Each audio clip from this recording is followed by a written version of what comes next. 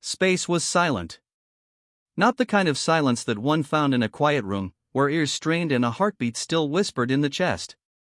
No, this was the silence of a vast canvas stretched across eternity, where nothing moved, nothing breathed, and nothing dared to speak.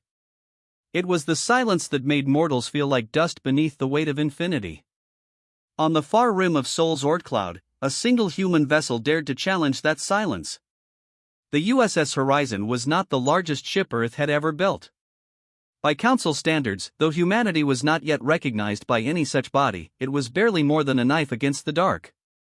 Yet there was something in its design, something in its intention, that made it infinitely more dangerous than a fleet of warships. Its core did not burn with fuel.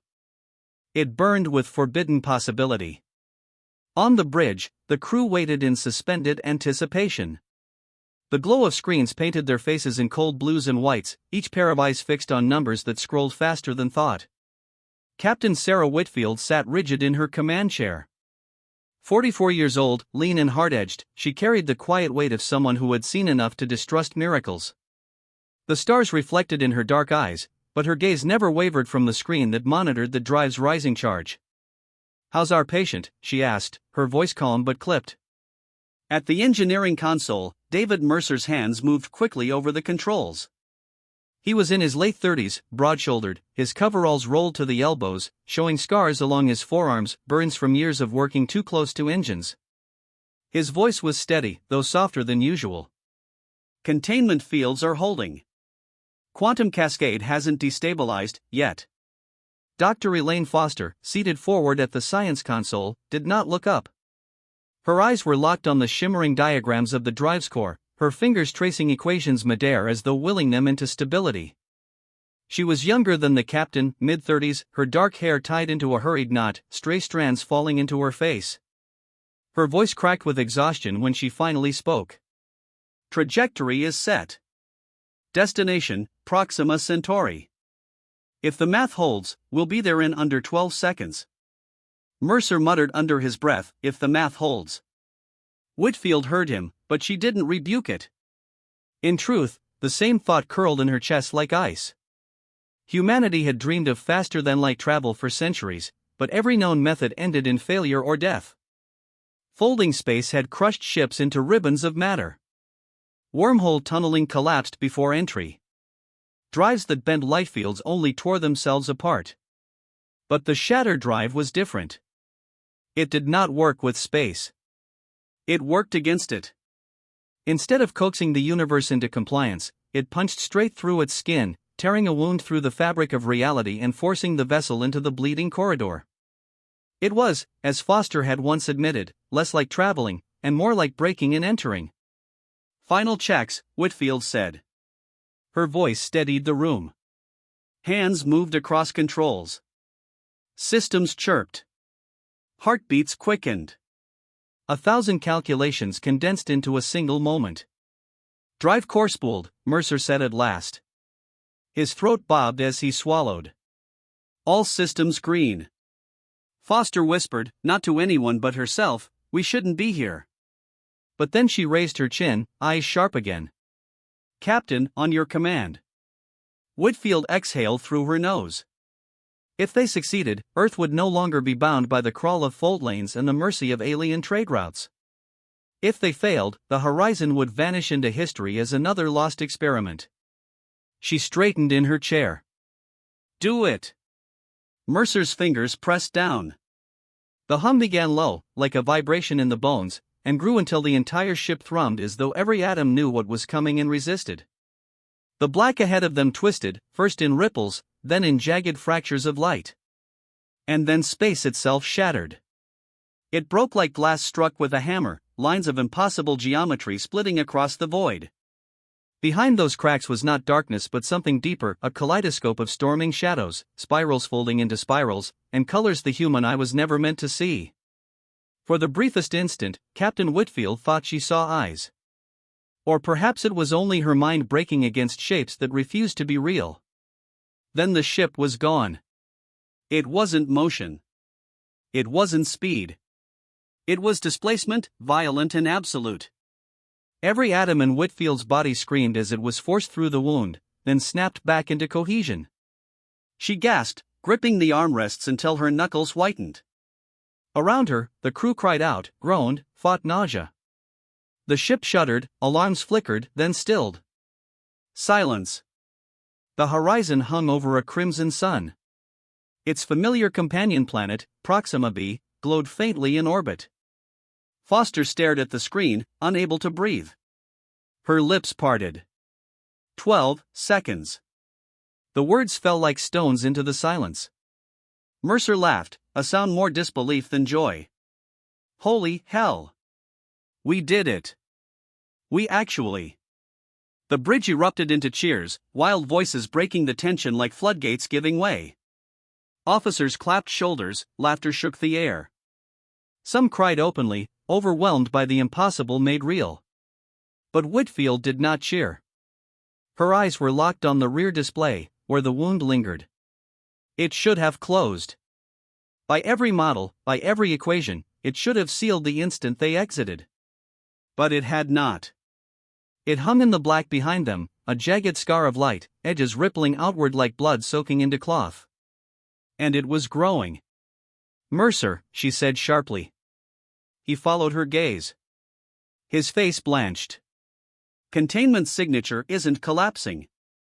It's spreading. Foster stumbled forward, her eyes darting across the data. That's not possible. It should have collapsed instantly, it should have healed, her voice trembled into silence. The wound pulsed. Its edges bled further across the void, the fractures deepening, widening, revealing more of the impossible storm beyond. The more one stared, the more one felt it wasn't a tear at all. It was a window. And something was stirring on the other side. Whitfield rose to her feet, the taste of metal in her mouth. My God, she whispered. What have we done? The cheers faded into horrified silence. The horizon had broken the silence of space. But in doing so, it had awakened something far older than humanity, something that now watched through the wound they had made. And the silence of the universe was gone forever. The Citadel moon was older than memory. Carved into the hollow of a mountain-sized asteroid, the Galactic Council chamber had witnessed 10,000 years of debate, alliance, and war. Its ceiling rose like the sky of another world, glowing faintly with a lattice of captured starlight. Rows upon rows of seats arced upward into a vast amphitheater, every tier filled with alien forms, scaled, feathered, translucent, crystalline, furred, and plated.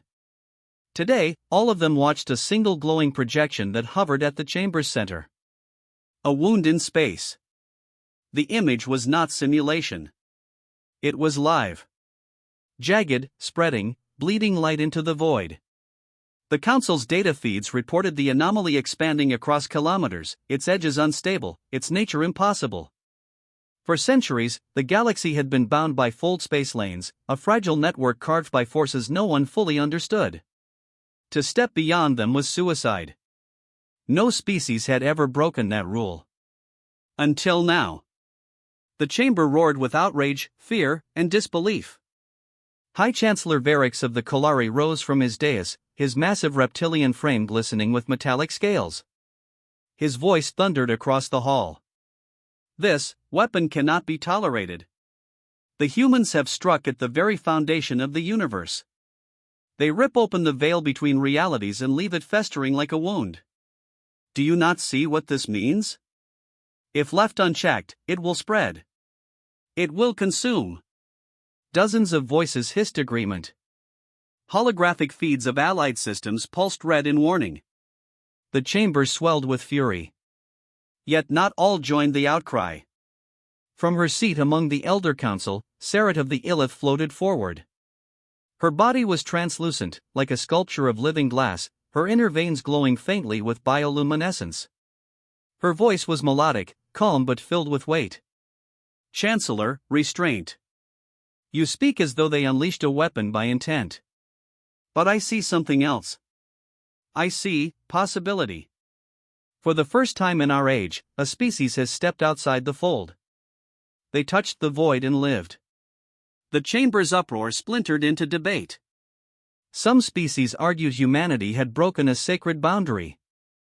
Others whispered that perhaps Earth had achieved what the great empires had failed to do for millennia. A few simply stared in stunned silence at the image of the wound, transfixed and terrified. Then the doors opened. 3 figures walked in, escorted by council guards in silver armor. They were human. No ornate uniforms, no banners trailing behind them. Just dark formal suits, plain as ash. Their small forms seemed frail beneath the vaulted chamber, dwarfed by giants and creatures that could swallow them whole. Yet their stride carried weight. At their head was Admiral Jonathan Reeves. 60 years old, square-jawed, his hair steel gray, his face carved by decades of command. His eyes were like cold iron as they swept across the chamber, meeting the gaze of beings that had ruled the stars since before Earth learned to farm. He did not bow. Behind him walked Dr. Elaine Foster, her exhaustion hidden beneath a professional mask, and Lieutenant Ambassador Michael Grant, a younger diplomat chosen for his composure under fire. 1,000 alien eyes followed them as they stepped into the circle. Admiral Reeves, Varix hissed, his voice venomous. You stand accused of tearing open the void. Of forging a drive so reckless it endangers not only your people, but all peoples. Explain yourselves. Reeves did not flinch. His voice carried, steady as a command on a battlefield. You summoned us quickly. That means you're afraid. The chamber erupted in outraged shouts, clicks, growls, a storm of sound. Reeves stood unmoving. He let the storm pass, then spoke again. Yes. We built something new. Something that does not crawl along your fold lanes like a prisoner on a leash. We made our own road. You call it dangerous. We call it survival. He gestured toward Foster. She stepped forward, her voice trembling at first, then strengthening as her scientist's pride overpowered fear. The shatter drive does not bend space or tunnel through wormholes. It strikes through reality itself, carving a corridor between 2 points. We didn't cheat physics. We broke them. Gasps spread across the chamber. Some in awe. Many in horror. And the anomaly?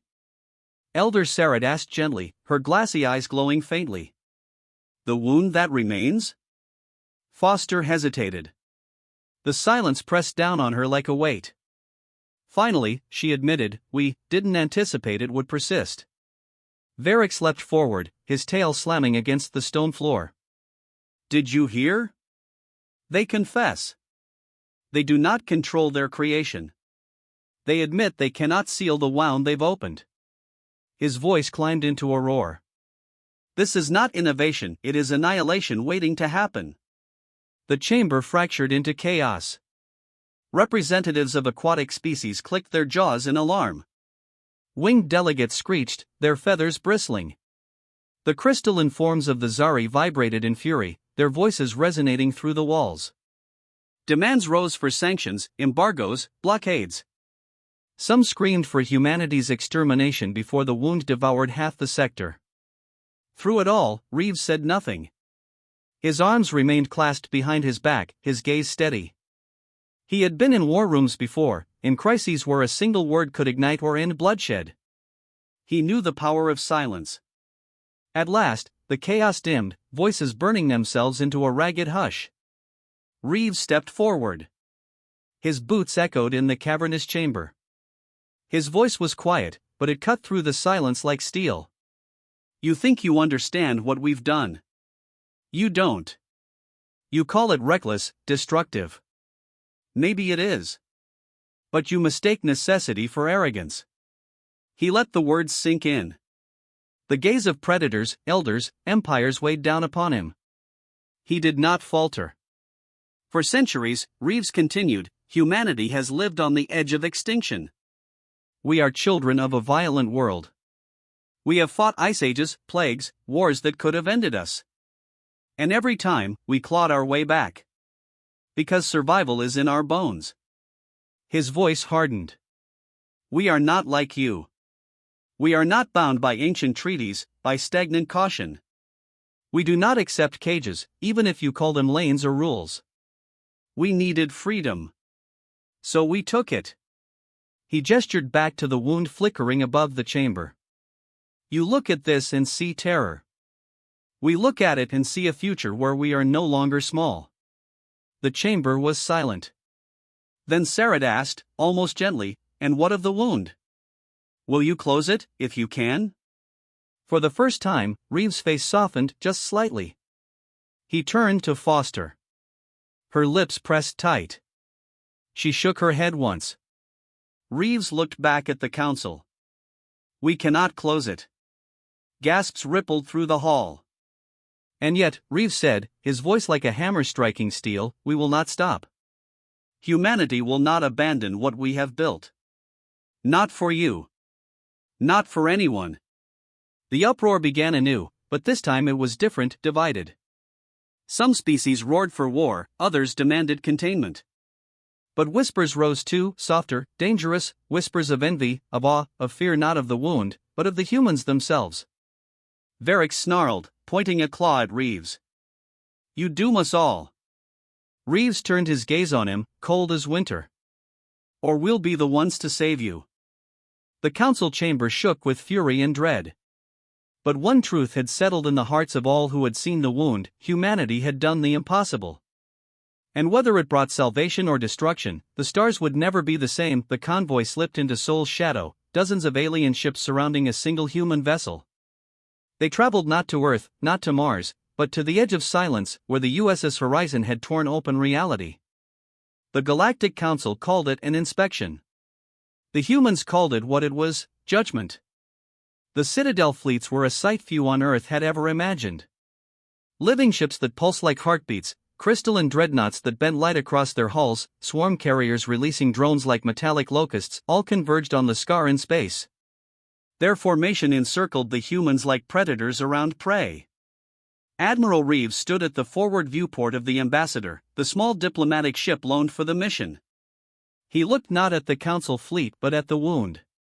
It was larger now. What had begun as a fracture was a chasm stretching hundreds of kilometers across. Its edges shimmered with impossible light, jagged and raw, bleeding colors beyond spectrum. And inside, movement. Something vast coiled within.